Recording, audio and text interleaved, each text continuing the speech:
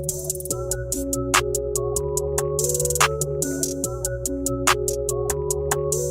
everybody, it's Dave Palet with Marcelo Mayer right here on JP25 Media. Very exciting time for us as JP25 Media to have this guest in because he's supposed to be one of the top picks in the Major League Baseball draft coming up, and it's very exciting. 2021, to think where it started and where you are right now as we're just days out from becoming really one of the top picks. I don't want to jinx anything. I'm a superstitious guy. Yeah. I know baseball, there's a lot of superstitions, so I'm not going to go with the projected number. For people who are baseball fans, they understand what that number is, but there's so much going on, and this interview is interesting for me because it's not just doing an interview with another celebrity or sports star. This is one that is very close to me because I've known the family for such a long time, and I'm so excited for you as a guy that coaches, as a guy that lives in the same community as you, to see where you're at and the dream. And Marcelo, I want to start off first off with family and how important family is and how everything started with you being a baseball player. Well, yeah, first of all, thanks for having me on. And Thank you. I mean, yeah, family is the most important thing in my life for sure after God. So, just having a family that supports me and sacrifice so much for me to be able to, reach my dream means a lot. So at what age did you realize, hey, I really enjoy playing baseball? Like, when were you introduced to it? Who introduced you to it? Well, my dad introduced me to it, and it was like as soon as I could walk, he gave me the plastic bat, and like a wiffle ball. And, ever since then, I didn't stop playing in the living room, We called it more of a batting cage in the living room because I was always just in there playing. So, I think the love of the game started really as soon as I could remember. So, okay, so right now, here you are, you're right-handed, okay? Right-handed, you're supposed to be a shortstop at Major League level. Right now, all your national exposure is as a shortstop, but you're a lefty hitter. And for a lot of kids, when they're learning how to hit at a young age, if you're righty, then they make you a right-handed hitter, you're a right-handed fielder, so everything matches up. I coached your older brother, and he was a righty-righty. At what point did they realize, wait a second, this kid swings the bat better lefty? When I was little, I picked up the bat left-handed, so it was natural. And then I started switch hitting at a young age as well. I started hitting right-handed when I was like 10 years old.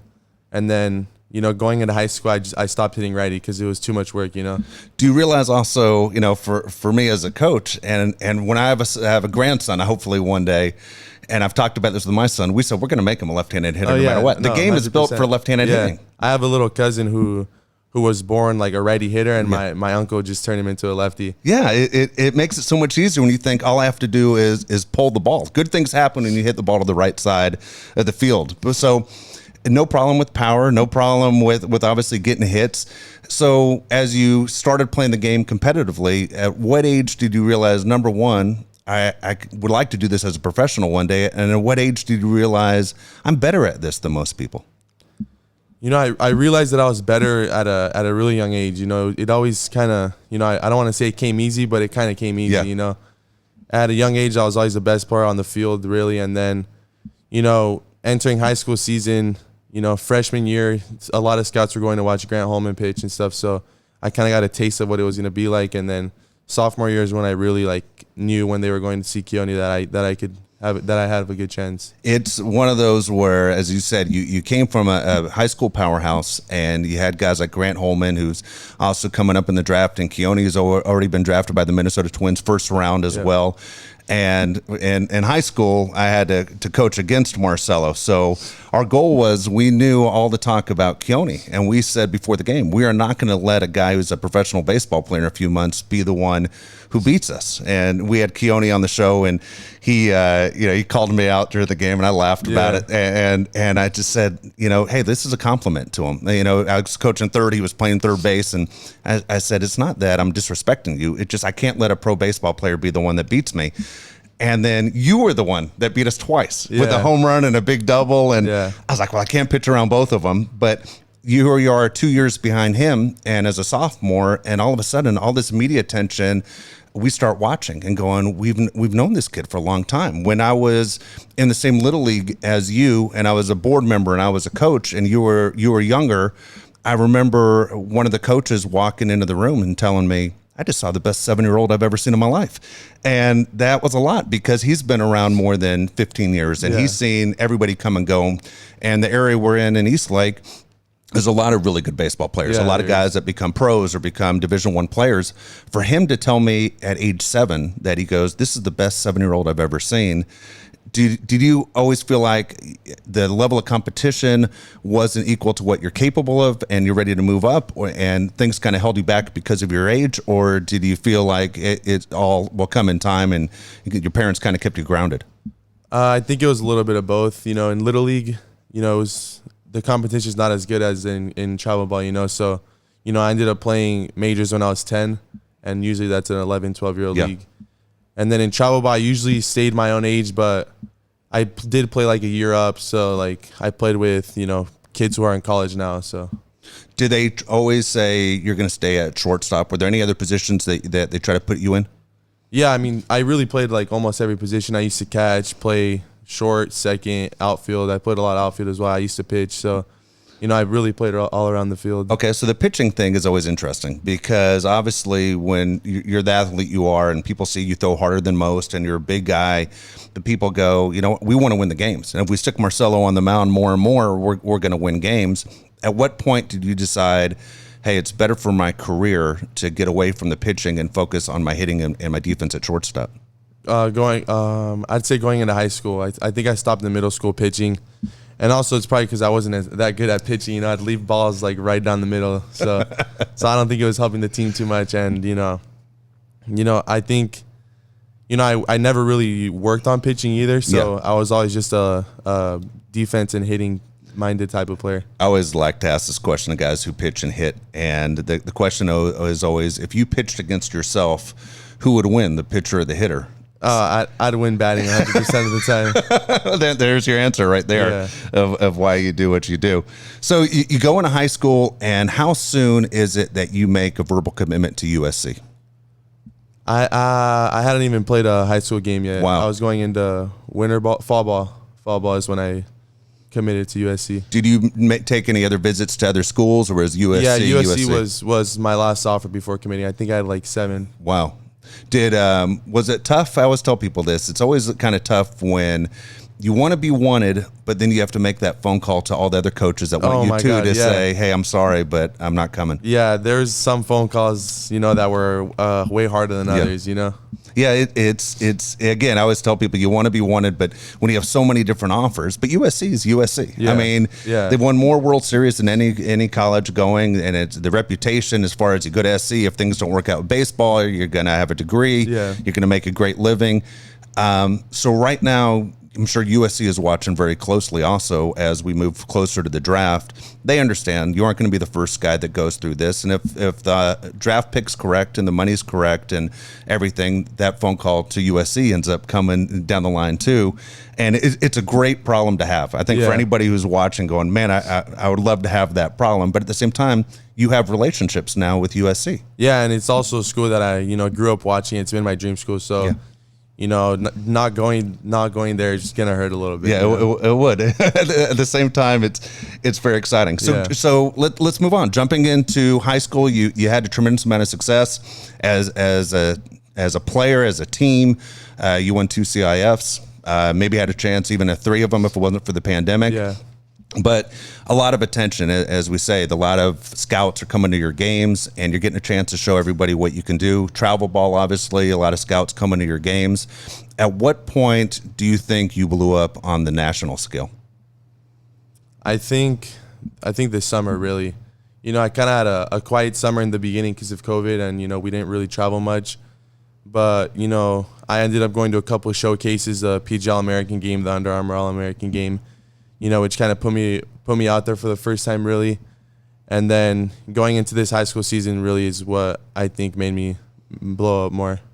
Okay, so when you said travel ball was obviously more competitive, better than Little League, okay, and at the same time, it's more competitive than the high school level. I mean, basically, when you're playing travel ball, you're playing high school all-stars all the time. Yeah, that's really true. And so I happened to watch you this past summer. I saw you in Arizona playing in a tournament.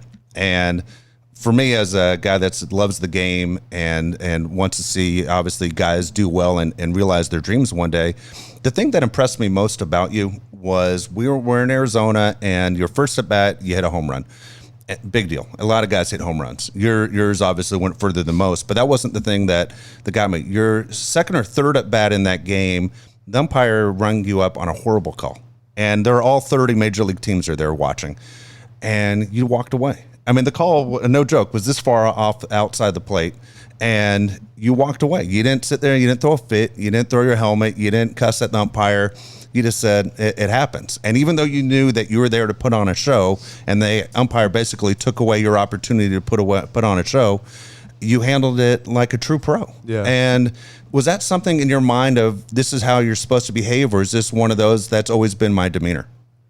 I wouldn't say it was always my demeanor. I mean, I grew up, as a little kid, like I'm super competitive, so, when I'd lose or something, like I'd get really mad. I wouldn't say I had anger issues, but like I'd get more mad than other kids, Yeah. And I think, just maturing and, getting older, I know I'm not going to bat 1,000.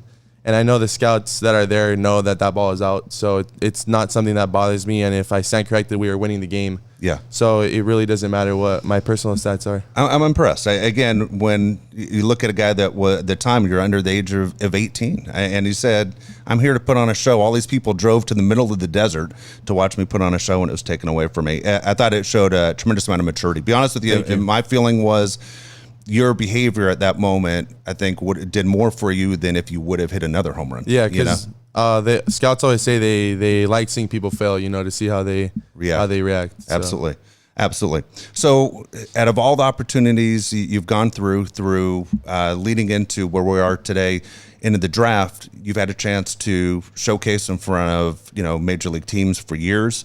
Were you a Team USA guy as well? Yeah, I was Team USA. What was that like playing baseball with the USA logo across the front of your chest? It was great. It was really special. Because you play for the name in the front, not the back. So just being able to represent your country, it's really special. So I've seen you play at Petco Park. I'm sure there are other major league parks you've already had a chance to showcase your skills. What were those experiences like? It's amazing. The playing surfaces are unreal, and you just look up, you see a ton of stands, and it's kind of like you're dreaming, because you, as a kid, if you want to be a big league player, you dream of playing at those stadiums. So just getting the opportunity to play there it's pretty cool. Is there one stadium that you've been to where you sit there and you go, man, there's a lot of history here, or certain pro players that you think about? Wrigley Field. Yeah, I got to play there last summer with 17 USA baseball team, and it was crazy. I ended up playing left field that game, and I was just starstruck, just looking around the stadium half the time, not even paying attention to the game. So did you get to take a batting practice before, and then did you get a chance to put one out at Wrigley? No, we didn't get to take BP because they had a game. Okay. So we needed to wait for the game to end, and then we were able to play after. When you start playing with guys that are also expected to get drafted, when you're comparing yourself in your own mind, at what point do you start to realize things aren't much different than they were when I was a kid? Like, not only can I compete with these guys, but I feel I might possibly be better than these guys. Yeah, I mean, that's I'm sorry. Well, I didn't to have the confidence level of saying it hasn't changed. This is what I felt in 7 years old. Now all of a sudden, here I am with guys who might get drafted too. Just knowing your ability and knowing how good you are, and where you could play at is really important. And then having confidence in yourself and knowing that you belong, and carrying yourself like you're the best player on the field is super important. So the guys who we talk about possibly getting drafted and the guys you've played with in the past, do you have relationships with those guys as they've grown up and you've grown up? Are you guys communicating as you're getting closer to the weekend?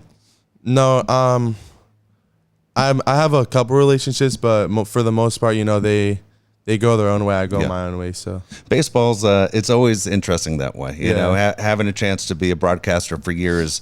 Baseball's different than any other sport, whereas football, you have linemen. So, obviously a quarterback's not your competition. Yeah. You know what I mean? The safety is not your competition in the locker room and this and that. And the NBA, same thing. You got guys that are 7'2" and you got guys that are 6'2", and they kind of blend better. But in baseball, it's always been unusual to me that it's 50-50 on guys who, get along and guys who basically are so intense that they kind of push back all the time. And it's such a game of failure more than the other professional sports. When I used to cover Barry Bonds, I noticed Barry Bonds, as great as he was, would literally say to himself, every single second, I'm the best. I'm the best. I'm the best. To talk himself into his next at bat or the ball that was going to be hit to him, that even as good as he was, he needed that confidence build. What do you do when you fall into a situation where you aren't having success? You're going through a little bit of a slump. I just simplify really, and then go back to my approach, and then, sticking to my approach. I know that sooner or later I'm gonna get out of it, and then, really if I'm not hitting, I try to do something else to help out the team. So if I'm not hitting, then I try to put a little extra effort in defense, to help out my pitcher. So just doing whatever you can to win the ball game, because that's what sports are all about. In your mind, what do you remember more, your big hits or your big defensive plays? I think the big hits I remember a little bit more. It's always a little bit more fun. Nothing like hitting a home run, right? Yeah. All right, so talk about your hitting a little bit. It's interesting to me as people have tried to compare you to current major leaguers. I've received a ton of phone calls about you, about where do you see him? Like, what kind of player is he? We've had a chance to coach against you a few times. What do you see from Marcelo? Who do you compare him to? I won't say first. I'll ask you. Who do you get compared to the most? I'd say the most I get compared to is probably Corey Seager. That's right. That's funny. That's the one that I say. And at the same time, I don't know. When people ask me about you, I always try and put you obviously in the best light. I want to see this go really well. And Corey Seager is obviously a great player.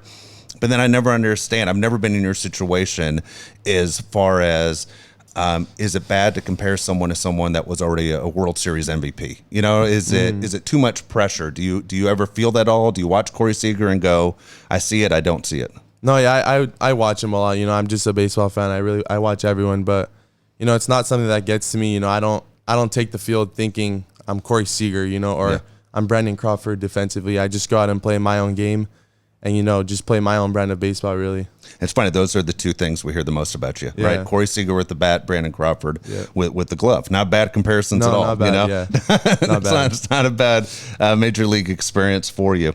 As you head into this draft, and so many kids who are going to watch this have the dream of one day being a Major League Baseball player. We've all literally dreamt about wearing a Major League uniform, playing in a Major League ballpark. How long have you had that dream? When you've had that dream as a kid, was there a favorite player that you had, a favorite team that you pictured yourself in a certain uniform growing up? My all-time favorite player is Derek Jeter. So just watching him, and the way he was always really special. So watching him in a Yankee uniform was always really cool, and I'm pretty sure everyone would love to play in the Bronx, if it's with the Yankees or against, just being able to play. Either way, you make it to the major leagues. At some point, you'll be at Yankee Stadium, whether you're with them or you're as a visiting player. It's always kind of fun. I always love how Yankee fans always say when you go to a Yankee game, you sit in the crowd and they'll see a great player and they'll go, we'll be wearing our uniform one day. They start picking out the guys because the Yankees are always known for plucking guys out. It's really amazing. I mean, when you talk about the dream of putting on a Major League uniform and one day walking in, and I know the Yankees don't have the last name on the uniform, but Major League players always say the first day you walk in that clubhouse and you've made it to the highest level and you see your name on the back of that jersey. Is that one of those things that you think about?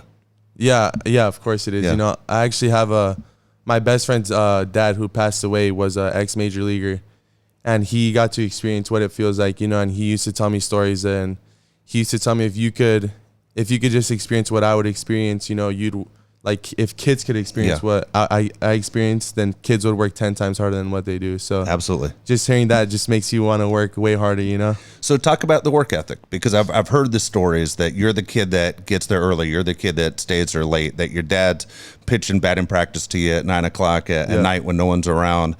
Talk about the work ethic, and did it ever feel like work, or it just felt like it was always a game?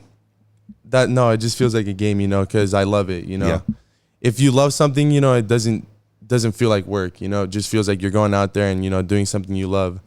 So at a very young age, I loved playing, so I was always out playing, and I'd always ask my dad if he could go throw BP to me, and it's a lot of sacrifices as well. I've missed a lot of high school parties, a lot of gatherings, to go get my swings in, to go get my ground balls in. Absolutely. And as you said, it's a sacrifice for your friendships and your relationships that I'm sure as we are now, people understand this is what it was for. This is why he wasn't able to show up to certain things or participate in certain events, because this was the end goal. And now that you're here, I know so many people that know you are so proud and feel like they're part of it, because they remember you being that kid that just worked so hard to be where he's at. Moving forward, as you get closer to the weekend and the draft, has it been hard at all to separate the business from the game and to say, most importantly, I got to keep it a game to make me still love it? No, not really, especially not right now because I'm not playing. Yeah. So right now I'm just sitting and, enjoying my youth, playing golf, hanging out with my friends, going to the pool and stuff like that. So baseball is not really something I'm thinking about right now, so it's not something that crosses my mind too much. So are you watching? Are you paying attention on social media? Are you looking up where people have the draft? Are you one of those guys? I mean, I'll be honest, I would do it, but are you one of those guys that say whatever happens, happens? Or are you sitting there looking at who's projecting what and watching the special TV shows? It's hard not to. You get your phone's buzzing every second of the day on Twitter, on Instagram, where mock drafts are popping up, what people are saying about you, but I try to stay away from it as much as possible, just to keep a healthy mind. And, my way of thinking is whatever happens, happens. God has a plan for me, and I'm going to be put in the best team that, that fits me. So, just playing it day by day and, enjoying Sunday is really what I'm thinking. It's going to be incredible. It's going to be incredible not only for you but your family and your friends as well. Again, so many people feel like you've brought the community together with what's happening. Here's one of the things that's always kind of wild to me, and you're the first guy I've been close enough to that's projected to be this high. I mean, I've coached kids that have gone second round, but never possibly, going towards the top of the first round. There's so many guys from major league teams who have asked me questions about you, and I will say, well, I hear he's going to this team, and they've said to me, well, I wish the so-and-so would let me know, because I've been here in San Diego following him around for weeks. Are you aware that teams send people to just follow you to see that you aren't doing crazy things? I mean, and you don't do crazy things. That's why I bring it up. But to know that you're always on your best behavior and you are actually a genuine person. But there are guys who have told me they've slept on the street outside your house in their cars to make sure that you aren't coming home at 2 a.m. and going to crazy parties and doing things. Have you been aware that people are following every movement? No, I didn't know that. Yeah, but I know, that when you're on the biggest stage, like I am right now, there's always a target on your back. Always. So people are always going to try to find something negative about you. So just trying to, be the best kid possible is really what you need to do. And you have. I mean, honestly, I wouldn't even bring it up if I didn't know everything was perfect, because there's not one blip. Yeah. You've done such a great job. Again, I give a lot of credit to your family for keeping you grounded and understand exactly what happens. I'm always there's so many things about baseball that I love, but one of the things that is a kind of a question for me is I'm always a jersey number guy. Mm-hmm.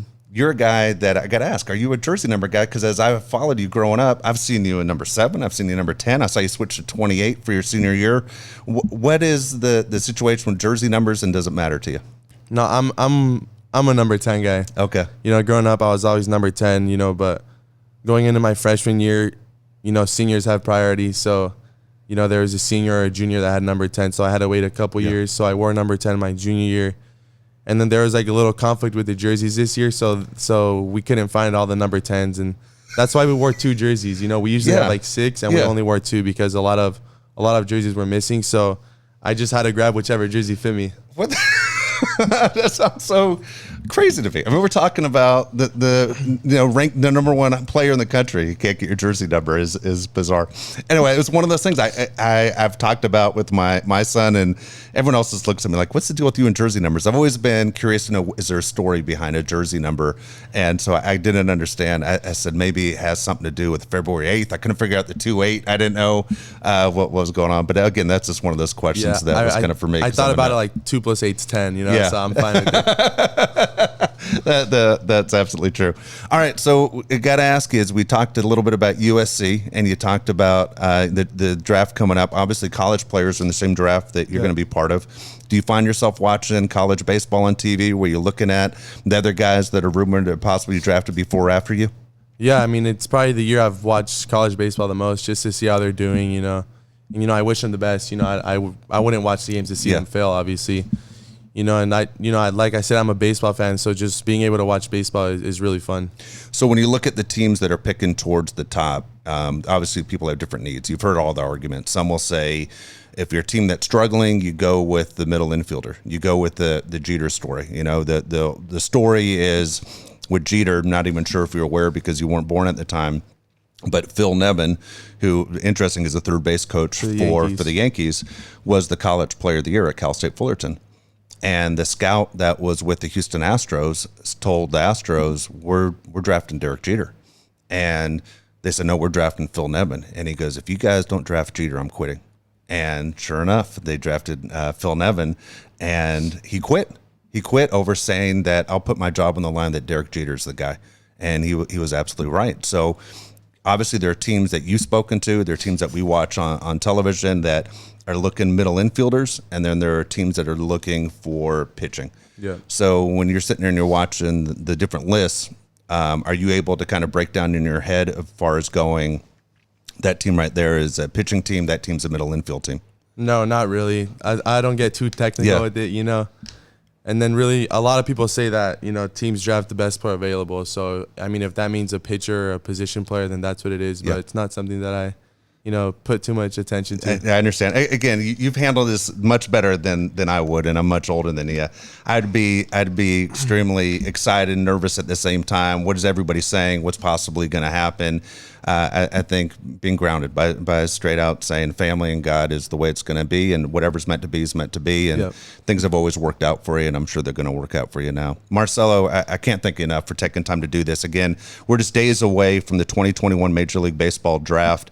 And here, being in the same community as you, watching you grow up, knowing your brother and your dad so well, extremely, extremely excited. For my family and the people in this community, we can't be more proud of you. And we know this weekend's going to be outstanding. Thank you. Thank you so much for your time. Again, Marcelo Mayer, watch him, future major leaguer. The draft's coming up this weekend, 2021. It's going to be very exciting. And again, thank you for the time. It's going to be great. Thank you, everybody. Appreciate it for having me.